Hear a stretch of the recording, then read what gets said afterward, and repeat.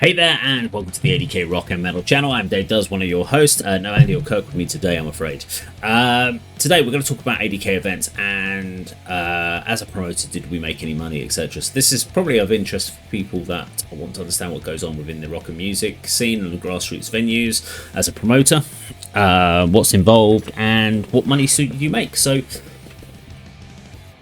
we talked about last year, so at the end of 2024 we took a loss of about £400 over all the events we did. I think we learned some things about PR costs and advertising costs and stuff like that cost us a lot of money, so we cut that right back. And we've had, so for the first quarter, so we do one event a month. We've actually did 4 events in the end over the first 3 months, and I wanted to take you through it. So we actually made profit, not a lot, but we made profit over our first 3 events. So I'm going to talk about the events in as a whole. So the first event we had was at the 30th of January. It was at the 66 Bar.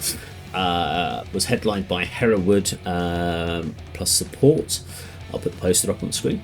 Now our venue costs, it was £150 for the venue. We put about £20 into ads on the Facebook. Didn't put a lot into that one. We had no hospitality on that one. We did £105 in advance ticket sales and £67.50 on the day on the door, which meant we had a profit of £2.50 for which we basically just threw back into A.D.K on that one, because at £2.50 we're not going to try and work out how to split that between 4 bands.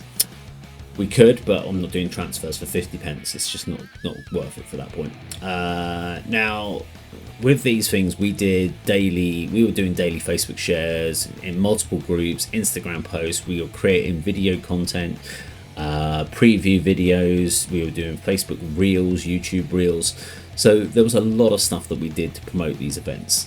We were trying to make sure that every time you went on to any of the social medias that we're on, that our pages were coming up, either the event page or some sort of reel or something to tell you about the event. So and we do this for every event.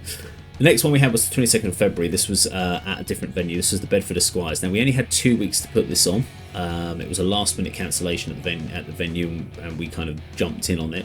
Cost us a little bit less. So it was only we had a deal with them, so it was £120 in the engineer cost, which we paid on the night.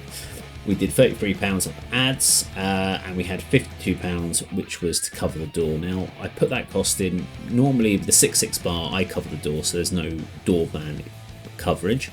Now, at the Bedford Esquires, I did cover the door, but I also had to get a dog sitter to cover it, and I didn't get to watch the bands because I had to sit out in the hallway.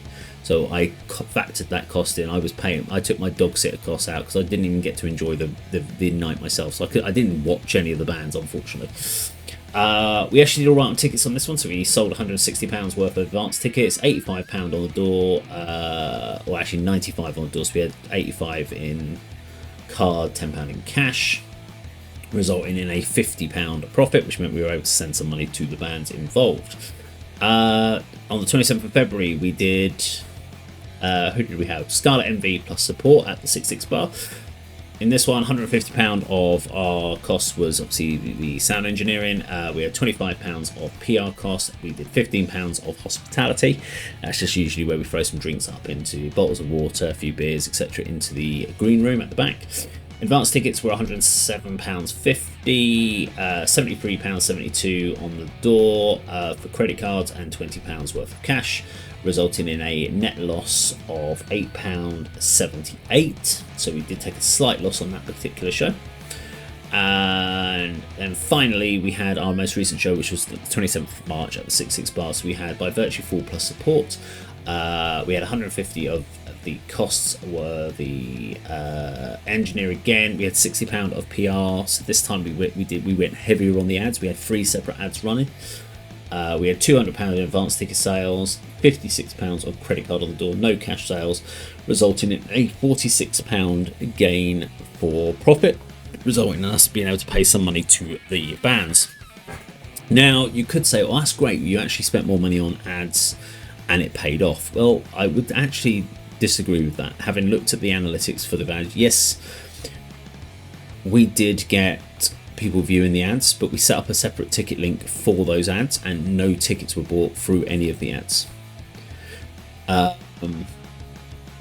of the bands heavily promoted that last show. So a massive thanks out to By Virtue Fall, Kadama, Own Your Life and In God's Way, who actually went out, and I saw all of these bands really actively getting after this. Daily posts from them, kept the bands informed well advanced. So I put a lot of it down to the fact that everyone involved in that show were actively promoting. And even then we still just about covered. It was a great night to have, but we still didn't hit what we needed to do. So and each and every one of these events is every day you get up and you think, how do I promote this? How do I get this in front of people and try to encourage people to buy tickets? And it's really tough. And the way I say this to bands is, if you put a poster out there with a band on it, unless you know who that band is, it doesn't matter what the poster says, you're not going to buy a ticket. What we've got to do is get people to really engage with those bands. We need great music videos. We need people to go, damn, I've watched this music video, this is awesome, I need to go and watch them live. And then we need to get that poster in front of them so they know that they can go to it. And that's where we struggle with a lot of the bands. We don't have music videos to promote. We don't have any way. They put a music video out, a band will put a music video out, they'll post it on their socials, and then they move on. And yet that music video could be the biggest driver of people to their gigs going forward. The more people you get a video that can go out there and go viral, and you get decent PR, and I've done a video about PR, but if you get PR on it, that's what we need. We need more people seeing their music videos, so that when the post does get in front of them, they go, I love this band, I've come across this band, I need to go and watch them live. Putting a poster in front of someone, and this is why Facebook ads don't work in my opinion. Unless it's a band you know, it doesn't matter what we put in front of you. And we try to do video reels, so we take clips from the bands with the posters and the details of the gig, and we go, this is, so you get to see 10 seconds of each of the bands that are playing in snippets, or 15 seconds of snippets, so you get a chance to kind of go, okay, these sound cool, yeah, I might get tickets for that. That's what we tried to do, but I don't think it works. So PR cost is definitely something. I always run at least one PR campaign for every single show. Whether we do the £60 one again, I don't know, but we'll always do something. But we're going to keep an eye on it. We've still got multiple shows throughout the rest of the year, and I will update you at the end of the second quarter with some more updates. But at least so far this year, we have made profit of some sort. So at least, and the main thing for me was we covered our costs. That was our first point, is can we cover our costs and make it worthwhile? We haven't covered the amount of time that we spend on it, because it takes so long to actually promote and chase these bands down and chase gigs. We never make any of that money back, but at least the money that we've put in has come back out, and that's important. And of course, on at least 2 shows, we were able to actually give some money back to the bands, which is important, because we want to do that. We'd like to give a lot more, but to do that, we need people to come out to the gigs. So support your local gig scene, come out to the 66 Bar. Great bands on when we put them on, and there's great bands on throughout the month as well, with all the other promoters as well, the Atomic Asylum, Imperial Spirits, etc. So Sacrifice Night. There's some great events that are on over at the 66 Bar, plus obviously other venues we cover. So thank you very much for watching. See you on the video sometime very soon. Take care.